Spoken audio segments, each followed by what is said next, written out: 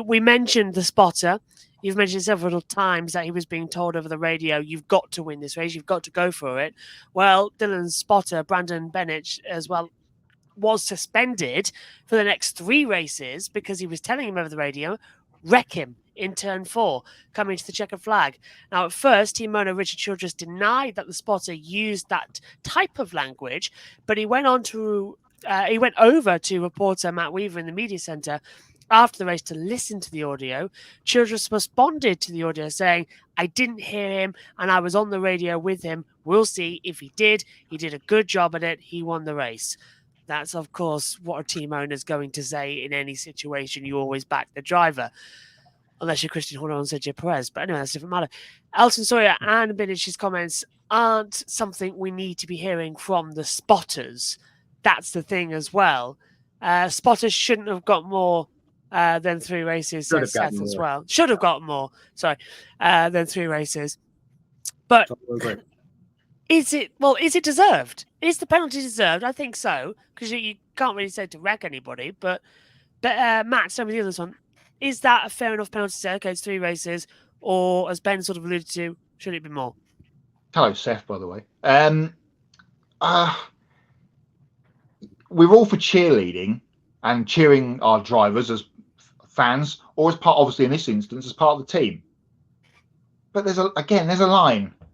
There's a line here, and that is way, way past it, especially in the whole context of this. And again, we come back to the playoff format, etc., etc. But yeah, I feel like, I don't know, 3 races is, what is it? It gets him out of the regular season sphere, because we've only got Michigan, Daytona, and Darlington left.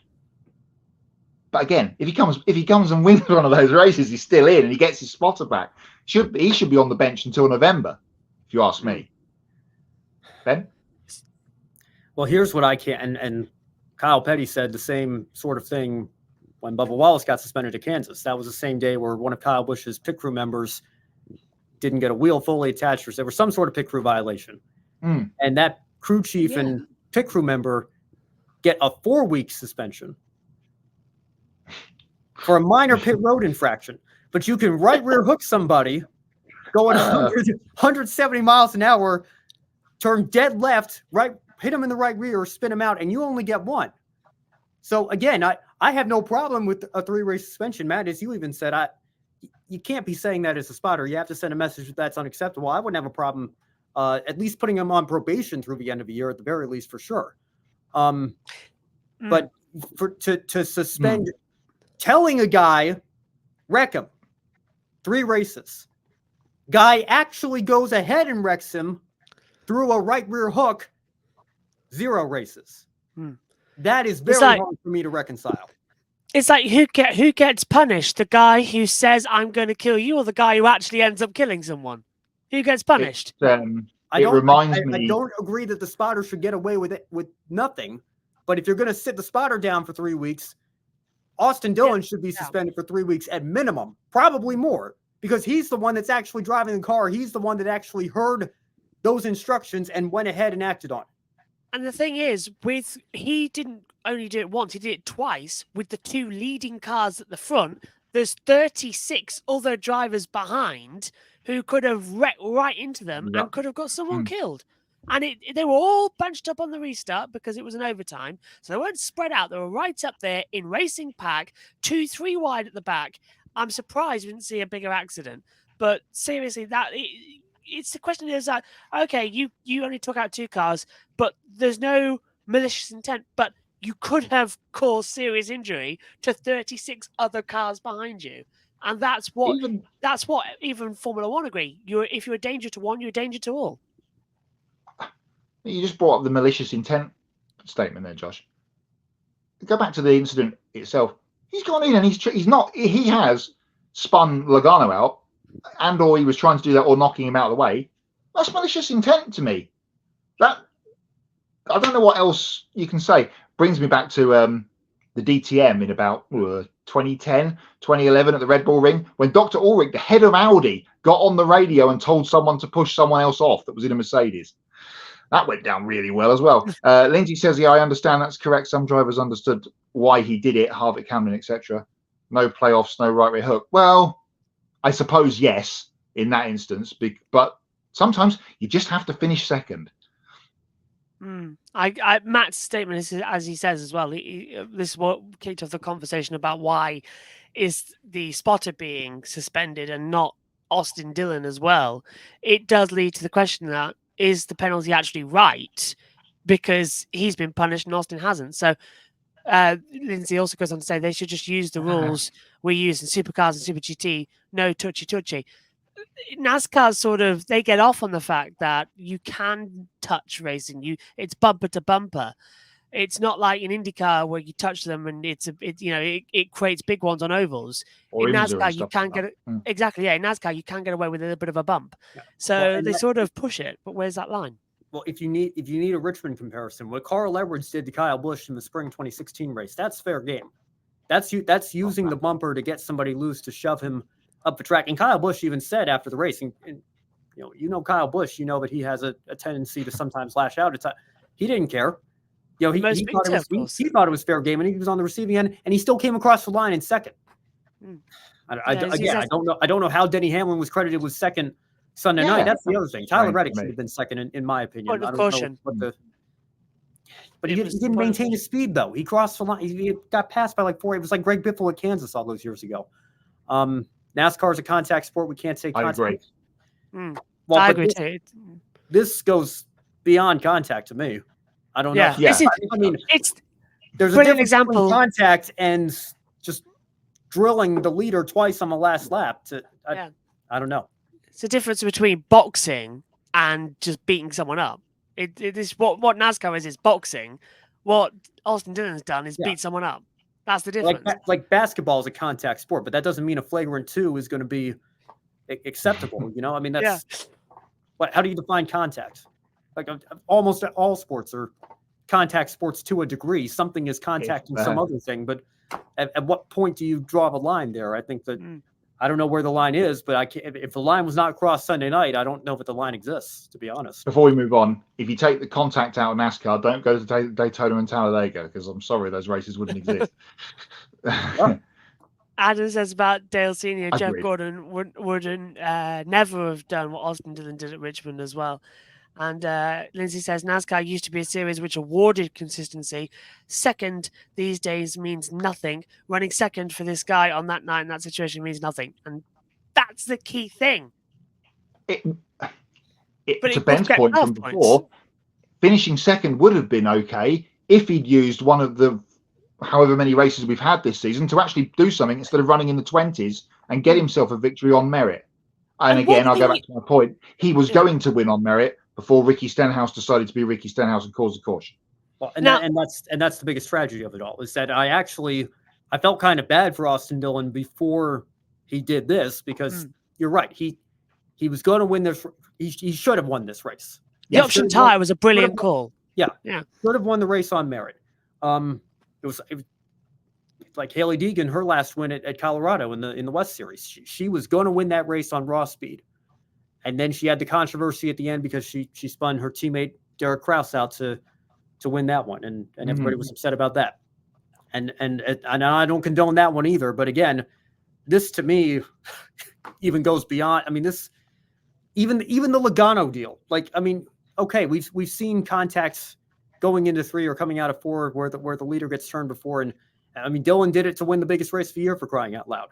I don't think it would have been a popular move. I don't think it would have been this controversial either. It was the right rear hook to the 11. And that's, again, why I sit here and think to myself, well, what is the precedent now? What should we expect going forward? Because I thought when Bubba Wallace did this, that we said, okay, here we're drawing the line in the sand here. You cannot right rear hook somebody. If you do that, it's going to be a 1-race suspension. And then we confirmed that when Chase Elliott did it last year to Denny Hamlin, ironically enough again. And he also got a 1-race suspension.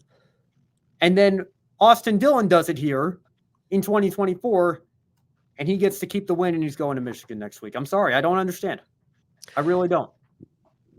It's a question of, I don't know. I don't understand either. I honestly think this might get changed a little bit worse, because the process works both ways. Well, Teams can protest it's not hard enough. Protest not hard enough on them. Let me just say this one more thing, Josh, and then I know we got to move on to Logano here because that needs to be discussed as well. There were two solutions.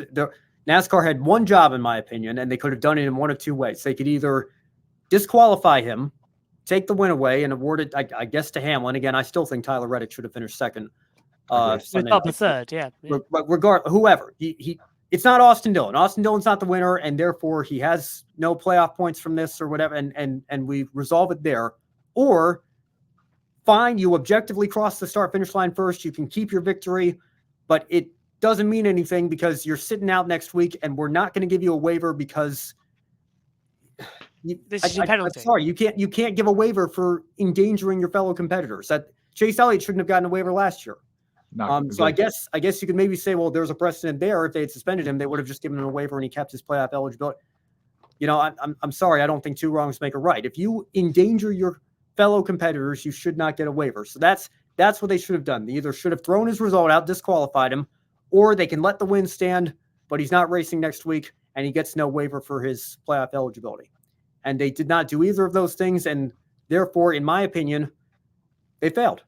They failed in their objective. They did not handle this well enough, and I know some fans are happy that he's, probably not going to make the playoffs now. Again, he's still got 3 more chances. We'll see. It's better than absolutely nothing, I suppose, but it does not go nearly far enough to satisfy what I would have wanted to see in terms of a punishment that fits the crime. Matt, any closing thoughts? No, I'll read Matthew's comment there on screen. Again, I'm not a fan of taking wins away. If we do that, who do we give it to? Which is, that's a conversation for another day. The guy that finished second, even if they had nothing to do with the finish, that's a brand new can of worms. Absolutely right. Hamlin gets his second place. What do you mean Tyler Reddick had nothing to do with the finish? Yeah, exactly. He was in the race. He crossed the start-finish line. I think he had something to do with the finish of the race that he was in. Yeah. You know where he's getting to. Credited with the. But that's, I don't even, you want to talk about a can of worms being opened. I don't know why Denny Hamlin finished second. Somebody I've yet to see an explanation for that. Why did he did not maintain the caution came out, the field was frozen. You have to maintain your speed. He didn't do that. It's not his fault that he didn't do that, but that's racing. Why did he finish second? I don't understand. That's the thing as well. They said it was what they said on the broadcast was it was because it was from the point of contact and the caution that was put out from the computer. Field is frozen, etc. Bill Webber. Yeah, field's frozen because it's an overtime. So because it's not like it's a red flag, we go back and then it's stopped there. So because it's not different to what it normally be. So they gave it. That's the reason, because the field was frozen at the point the yellow came out. We saw this back a couple of races ago in the early start of the season. It could have been Daytona when I think we finished into caution there because we had contact on the last lap and it froze the field. But yeah, that's the point. But in the last 200 meters of the race, it doesn't matter because, in my opinion, I agree with you, Ben. It should have been Reddick second and Bubba Wallace third because I thought Bubba did a great race and so did Tyler. But if we can bring Matthew's newest comment up here, if the illegal act was crashing Logano, then we retroactively give Logano the win. I'm sorry, I could not disagree with that more, because Lewis Hamilton spun Max Verstappen on the opening lap of the British Grand Prix in 2021. We deemed that in Italy. I mean, and he got a penalty for it. Now he overcame that penalty because he's Lewis Hamilton, and also the penalty wasn't harsh enough, in my opinion. But we're not. Don't worry, we're not opening that can of worms right now. I'm just using it as an example. Vodka, please, in my orange. Do we give? But how can you give Max Verstappen was the innocent victim in that ordeal? But how do you give him the win? He didn't complete a single lap. Yeah, I agree. Gotten the win there. So I don't give it. I'm sorry, it stinks. And Logano has every right to be furious, not as furious as what he actually did on pit road. And hopefully we can get into that here in just a minute. But yes. I don't know. You could say Reddick wins. You could say Hamlin wins. I don't think Logano wins. I'm sorry. I don't see how you make that argument there. I agree on Joey. Soz sucks for you, I'm afraid. That's how the cookie crumbles in that in that way.